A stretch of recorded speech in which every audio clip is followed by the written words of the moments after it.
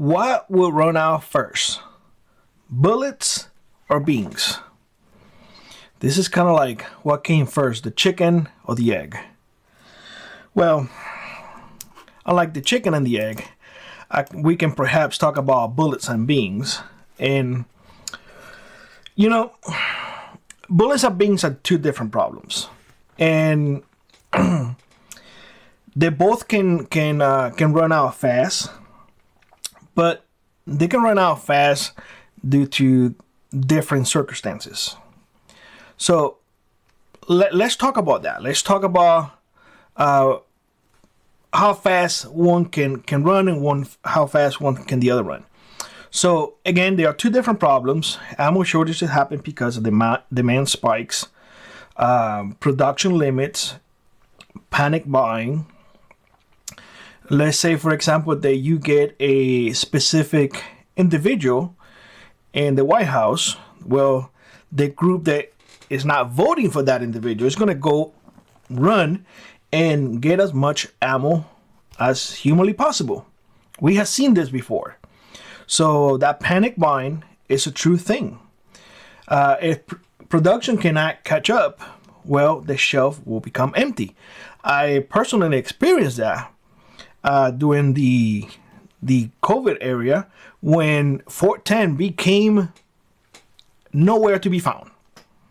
It was easier to find the answer for the chicken and the egg than not finding Fort 10. They just didn't produce it enough, and there was high demand. People were doing more stuff outside with their kids, and just being more outdoors and whatnot. So you get what I'm saying? It's just one of those things. So yeah, there are two different problems, but they both can disappear. Ammo shortages, demand is the predominant factor, and of course, production.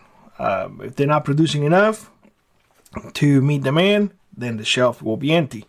Food happens because of logistic, fuel, and distribution failures. The same can be said about ammo, but it affects food the most. Let's say, for example, that a truck stop pours get clogged and things are not moving. Factories slow down. Remember chicken. You're gonna see when it comes to food rationing. We saw that quite a bit during that time that I mentioned before, where they start rationing how much you can buy of one product.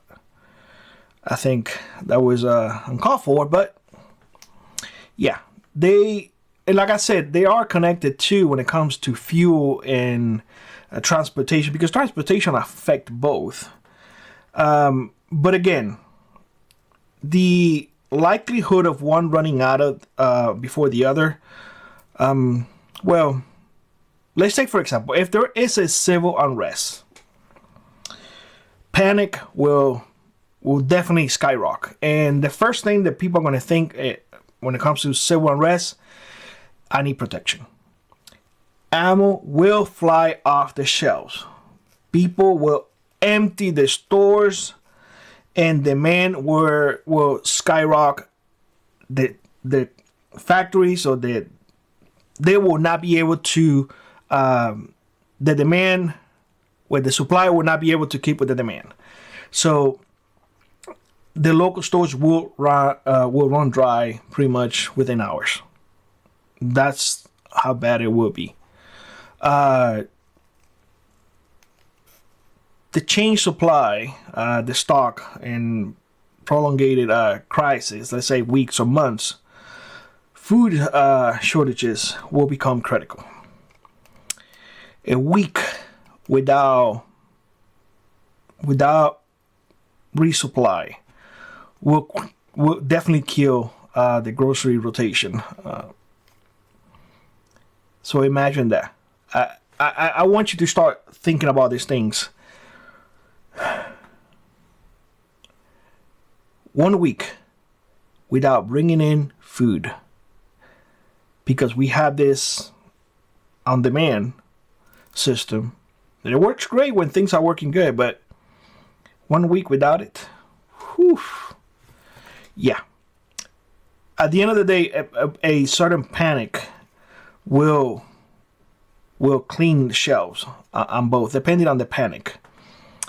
So why will ammo disappear fast? Well, production bottleneck. Again, ammo production needs brass, needs the primers, powders, machines, and trained people. And if you don't have it, then there's no way for you to produce it. And if the production is not keeping up too, well, you get all of that bottleneck, and that's when panic buying becomes even higher.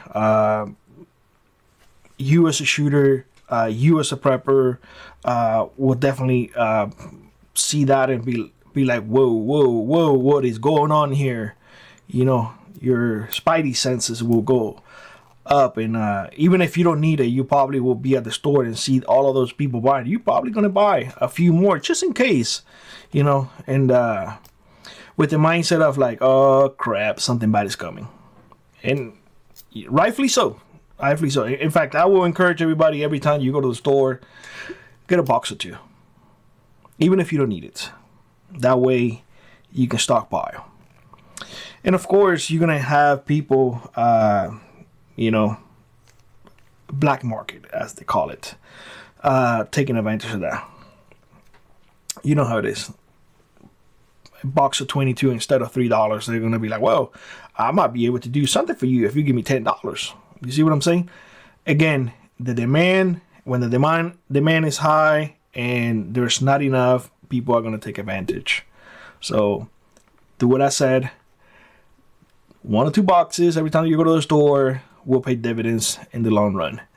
So when it comes to food, it will disappear fast because the just-in-time logistics, stores don't keep months of food. There's no warehouses like they used to be back in the day. So there's just no way that if those trucks stop coming in, they're going to be able to fill those shelves, those empty shelves, fast enough.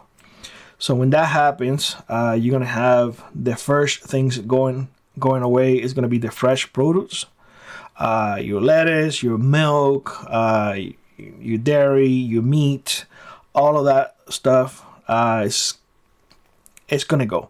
The ones that are going to stay there a little longer, perhaps, will be the canned goods, flour, rice, all of those things that, let's say, for example, food that you're going to have to cook from scratch, because unfortunately people nowadays don't know how to cook from scratch. They're going to go and get the pre-made stuff first. The chicken wings, for example. They're going to go there and get all the chicken wings they get, because, you know, you need to have chicken wings during a crisis, you know, just to give you an example. And of course, you're going to have government coming in, you know, and limiting or encouraging businesses to limit how much they can sell to an individual. Probably would not be mandatory if there's a transitional crisis. Not saying that it will last forever, but if there's something going on, let's say, I don't know, it's going to last longer than a week or so, they're probably going to come in and implement some rules. Otherwise, it will be, although there are some instances that they will come in and say, well, no price gouging, and all of that stuff. But most of the time, they will leave the business owners alone to implement those restrictions, if you will. They will encourage them, but let them be, I guess. Anyways, guys, when it comes to what will go first, the bullets or the beans, it depends on the situation. If you see somebody going into the White House that is a person that you disagree with, most likely the side that disagrees with the person going into the White House, those will be the one running and probably stockpiling more bullets than anything else. If you see a disaster coming your way, hurricane or something like that, well, you probably thinking, well, what am I supposed to do with a bullet right now? I mean, I have enough to protect myself. Might as well just get food. So a lot of folks will think pretty much the same and empty the shelves fairly fast. Now, if the recovery time takes a little longer than a week, maybe 2 weeks, 3 weeks, let's just say that I hope you like MREs.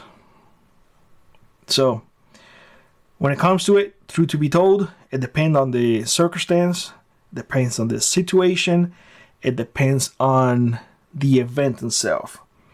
But both can go fairly fast. So, my recommendation to you all is store away for training purposes, ammunition and whatnot. Have enough. Remember, just holding them in there, not using them, not going to the range, does absolutely nothing for you and for your loved one. You need to practice. When it comes to food, make sure that you don't hoard things. Make sure that you are rotating the things that you're buying to eat. And make sure that you buy what you eat.